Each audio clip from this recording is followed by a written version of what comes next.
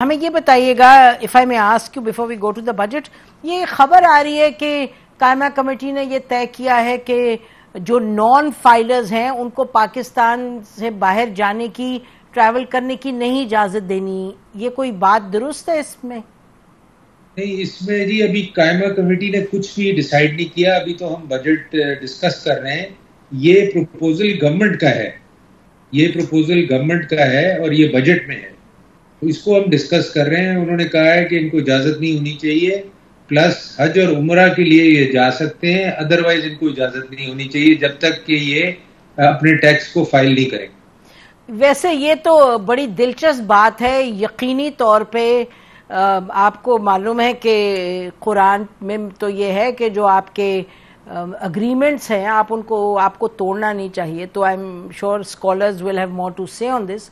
लेकिन ये अजब बात है कि आप टैक्स ना पे करें और उम्रा और हज करने जाएं और हुकूमत कहे कि वो जायज़ है। बज़ाहिर तो वो भी बड़ी अजब बात लगती है।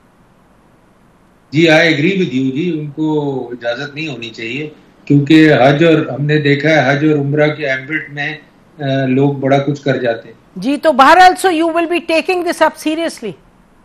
जी जी, वी विल बी। अच्छा, आई होप कि रिकमेंडेशन आए यूनानिमस के लोगों को अगर टैक्स नहीं देते तो बाहर जाना उनका बैन होना चाहिए। जी जी, हम सारी रिकमेंडेशंस मैं आपके साथ मीडिया में शेयर करूंगा वंस इट इज फाइनलाइज्ड, ये बजट पे पर्टिकुलरली। जी जी। तो जी, क्या कुछ आप हमें बता सकते हैं, some kind of insight into what, along what lines? देखिए अभी तो we are just hearing the government, because we have to go clause by clause, you know, and section by section. It takes a long time. It's a long process. Aaj we started at 11 o'clock and we have just finished now. So more than 6 hours were spent today in discussing only the income tax changes that the government wants to bring. So it's a very tedious process and it takes a lot of time and a lot of back and forth discussion with the government. तो it's not इतना मतलब वो simple और easy नहीं है हाँ कि immediately उसका कोई आउटकम निकल आए। कई चीजें समझनी होती है, कई चीजें उनको समझनी होती है कि why they are doing this. कई रेवेन्यू मेजर्स हैं, कई are intervention because they require to do those interventions, कई चेंजेस हैं which are corrections from previous budgets. तो बड़ी सारी इस टाइप की चीजें हैं और and some things are very technical by law also. अच्छा, तो ये बताइएगा कि टैक्स के हवाले से आपने कहा 6 घंटे की मीटिंग हुई है, टैक्स पर बड़ी डिबेट हो रही है बहुत से इश्यूज पे। ये तो कह दिया कि 6 लाख जो सालाना जिनकी इनकम है उस पर तो टैक्स नहीं लगेगा, लेकिन बियॉन्ड दैट बहुत कंट्रोवर्सी है कि जी टैक्स बढ़ा दिया है और जो इनकम है वो अफेक्टिवली इन्फ्लेशन, क्योंकि इनडायरेक्ट टैक्सेस की वजह से बढ़ेगी तो लोगों के इफेक्टिवली इनकम भी कम और परचेजिंग पावर भी कम और साथ टैक्स भी बढ़ा दिया।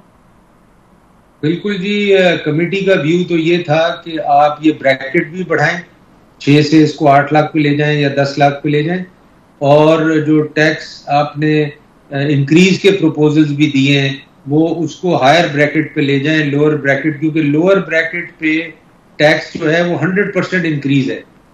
तो वो तो हम बिल्कुल वी डोंट रेकमेंड दैट। और कमेटी यूनानिमसली ये कह रही थी कि लोअर ब्रैकेट को तो आप किसी तरीके से भी टैक्स ना बढ़ाएं, चाहे वो 1000 रुपए बढ़ा हो, चाहे वो 2000 रुपए बढ़ा हो, मगर परसेंटेज वाइज उसमें 100% इंक्रीज है जी। और जो ठीक बड़े स्लैब्स हैं उसमें 3%, 4%, 5% टाइप इंक्रीजेज हैं। तो वो बड़े जो स्लैब हैं 40 लाख 50 लाख से ऊपर जो तनख्वाहें ले रहे हैं उनको हम कंसिडर कर सकते हैं, बट जो लोअर कैटेगरीज हैं उनको हम उनमें इंक्रीज नहीं देखना चाहते। आप तो कह रहे हैं लोअर कैटेगरी को, एक नॉन टैक्स पेइंग कैटेगरी को भी बढ़ा दें, 6 से 8 लाख कर दें। आई एम श्योर ये तो बड़ा इसको बड़ा सराहा जाएगा, क्योंकि लोग तो बड़े परेशान हैं। और जो आप कह रहे हैं लोअर कैटेगरी उसको बिल्कुल ना बढ़ाएं, आप कहां तक लोअर कैटेगरी को आइडेंटिफाई करते हैं? At least till 12 lakh rupees per annum. ठीक है जी। अच्छा, तो इसमें आपने ये भी फरमाया कि यूनानिमस ये टैक्स के हवाले से बातें की गई, तो इसमें तो तमाम पार्टीज के लोग हैं आपकी कमेटी जी में। जी, तमाम है और सब अग्री करें। अच्छा, ये तो बड़ी दिलचस्प बात है, एक पैरेलल जो बात चल रही है। अच्छा, और एक्सपोर्ट्स के हवाले से जो कहा गया कि एक्सपोर्ट इनकम पर टैक्स लगेगा, लेकिन कल रात हुकूमत ने जो अनाउंस किया कि जो टैरिफ है उसका बिजली का उस पे छूट दी है, तो how did the committee see that? देखिए, वो टैक्स एक्सपोर्ट में क्या हो रहा है कि income tax is changing the regime.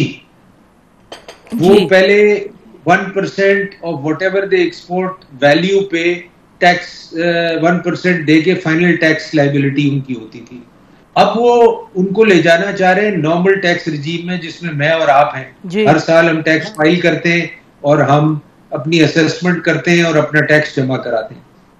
तो व्हाट एफपीआर फील्स के they should also be in the normal regime, because this is income tax and whatever they make, they should not be on the export that they make, it should be on the income that they receive or they generate. तो इससे regime change कोई export में कोई advantage या disadvantage उनको नहीं दिया जा रहा। आप regime change इधर भी ले आए? किधर? आप regime change from politics into finance भी ले आए। अच्छा, ठीक है।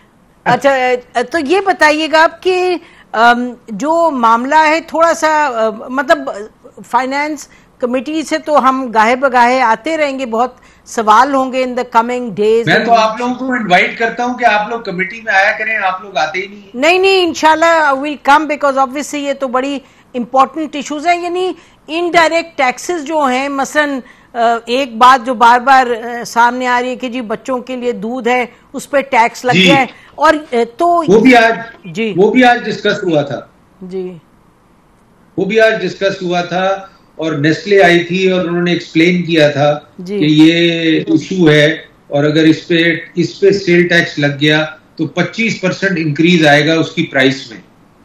अच्छा, तो all the women were sitting in the committee room, they all said कि जी ये दूध ऐसा दूध नहीं है कि सिर्फ इसको अमीर इस्तेमाल करते हैं, इसको गरीब भी इस्तेमाल करते हैं। तो because it is for child initial born child. तो I personally feel कि committee was of this view कि FBR should discuss with them कि उनको किस तरीके से सपोर्ट किया जाए कि इतना इंक्रीज ना आए उनकी प्राइस। अच्छा, एक और जो मामला सामने आया है सलीम साहब, वो ये कि जो कहा गया कि जी मरात जो दी जाती है, मतलब ये तो इसके लिए लफ्ज सख्त इस्तेमाल, काफ़ी कोई सख्त लफ्ज नहीं है जो तहजीब के दायरे में रह के इस्तेमाल किया जाए, कि जिस तरीके से मरात मिलती हैं 5000 लीटर ये मेगावाट्स बिजली, 2000 फ्यूल मुफ्त, गाड़ियां भी हैं और इतनी फौज स्टाफ की भी है, तो उधर तो कुछ आप लोग बात करें। मतलब आप लोग भी मुस्तफीद होते हैं, बहुत से लोग होते हैं मुस्तफीद, उसको कभी कोई काटेगा? इन तमाम मामलात को डिसकंटिन्यू करने की किसी में हिम्मत है? जी बिल्कुल, ये एरिया जो है आप बिल्कुल सही कह रही हैं। इस पे सीरियसली प्राइम मिनिस्टर को इसका व्यू लेना चाहिए। बजट में जहां जहां इंक्रीजेस है उनको देख के उसकी रिडक्शन पे जाना चाहिए, बजाय गवर्नमेंट का एक्सपेंस बढ़ाने के।